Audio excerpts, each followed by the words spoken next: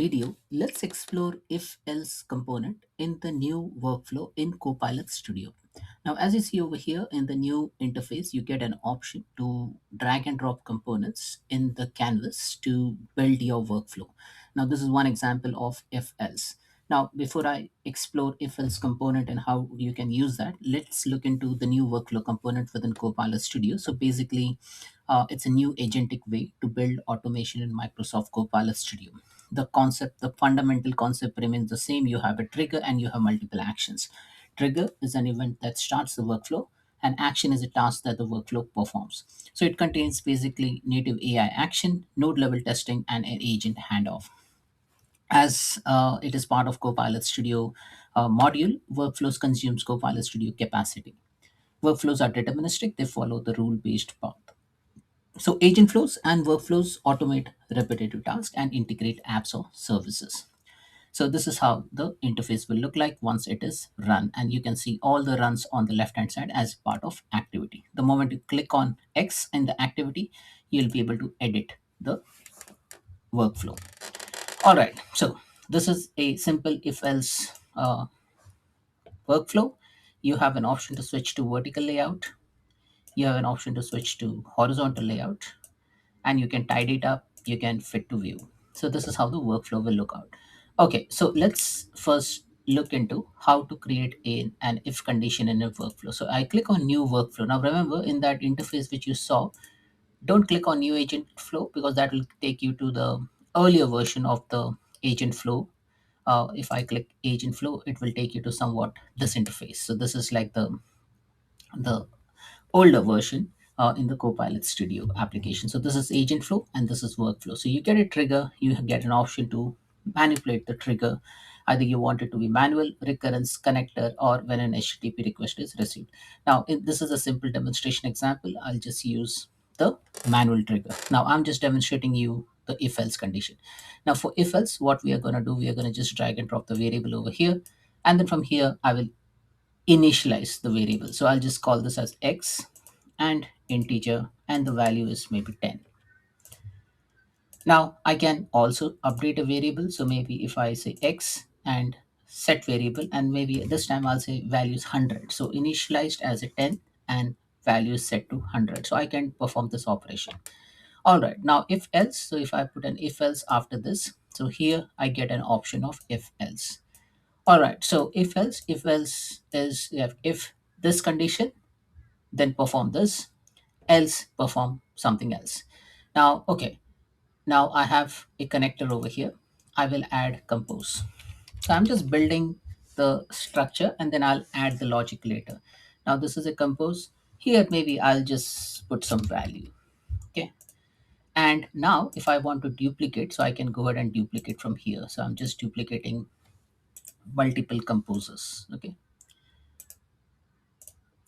All right, so I'm just duplicated multiple compose actions over here, and this compose action is not connected to anyone. So I'll just remove all the connections. So this is all line independent, and I will just put some string into it, maybe xxx, and maybe yyyy, and maybe zzz, and maybe ppp.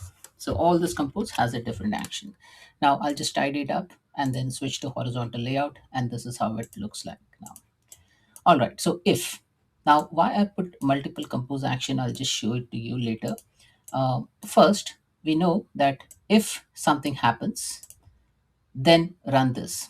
If else, do this. So it has automatically added this over here. Now, okay, what is that condition? So if I say, if the variable value, now this variable is basically x, right? So we are setting something in over here. So I'll just say if x, so insert the dynamic content. Dynamic content is variable is x. If x equals maybe 320, then go to this path, else go to this path, right? Now I put if and else. Now x value is 100, it is not 320, it will go to the else branch. If x had been 100, it had gone in other branch. Now the beauty of this if else is it not only if and else, but you can add multiple branches to it. So and else branch is automatically created for when no condition match. So you have this if branch. Now we can add multiple branch. So I add one branch, I add another branch, I add another branch. So I had four branches now. Now I can add 10 branches. Okay. So if your workflow is complicated, you can add multiple branches over here. Think of it as like a switch case. Okay. All right. So here, if x is 320, so you can just say x equal to 320.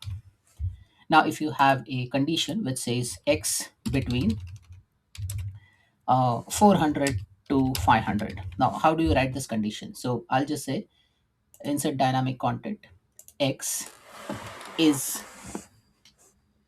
greater than or equal to being inclusive 400, and I will add a row. Now here I can add a row or a group. I'll come to the group later. X, select the variable. X is less than or equal to 500. So I can set this as a condition. Or maybe I can set another condition which says here x is not 600.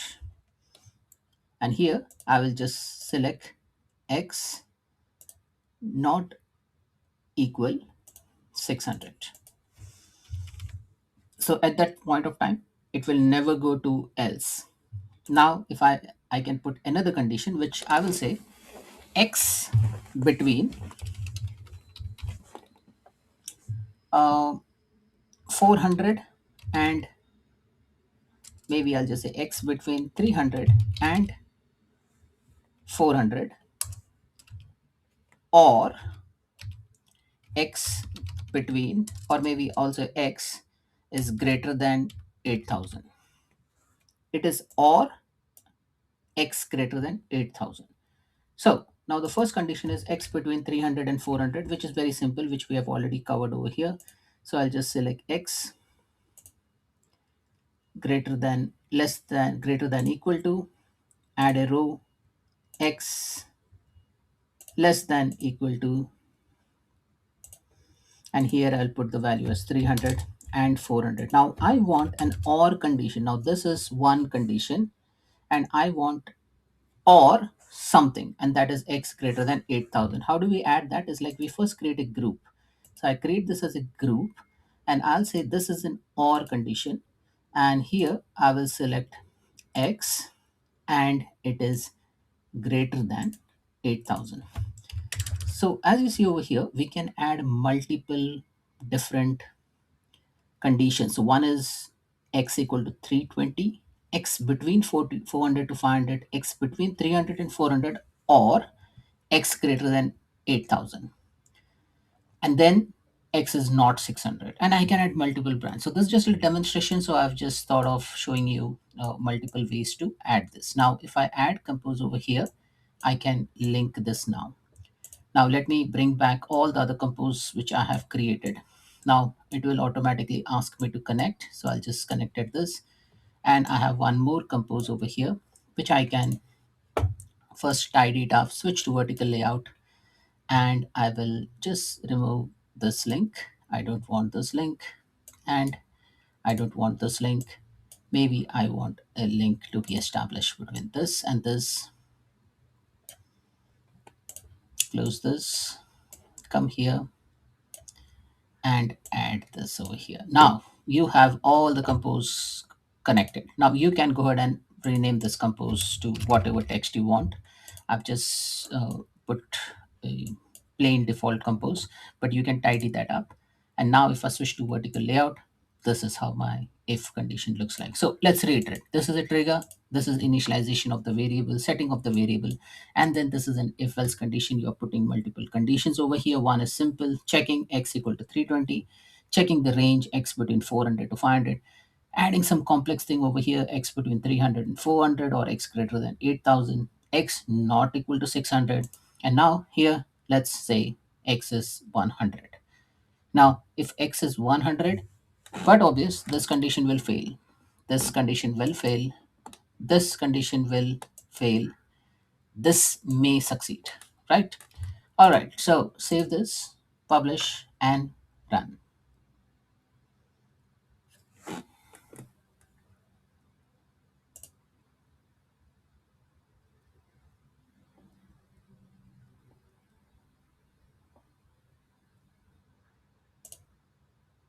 and this workflow is now getting run.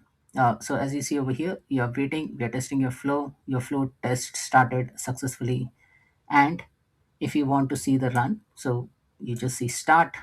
Don't close this, because if you close this it will go in edit mode. So if you want to just structure it correctly, so start, x executed is gone here, x is not 600, and this action has been executed, right? I'll just close this. Now if you want, say in else, say if you want to maybe terminate the workflow, what you can do, you can just remove this part from here, and here you just add a connector and just say terminate or end. Okay, so just press type in end, remove this connection which it automatically picks up. Just take this connection over here and tidy it up, and this is how your workflow will look like. Now let's take an example. Maybe let me put x value as maybe something more, 10,000. Click on save, publish, dismiss the message, and click on test. Second time the test is running, and here you will see the workflow has started and tested, executed successfully. So it is now x is not 6,000.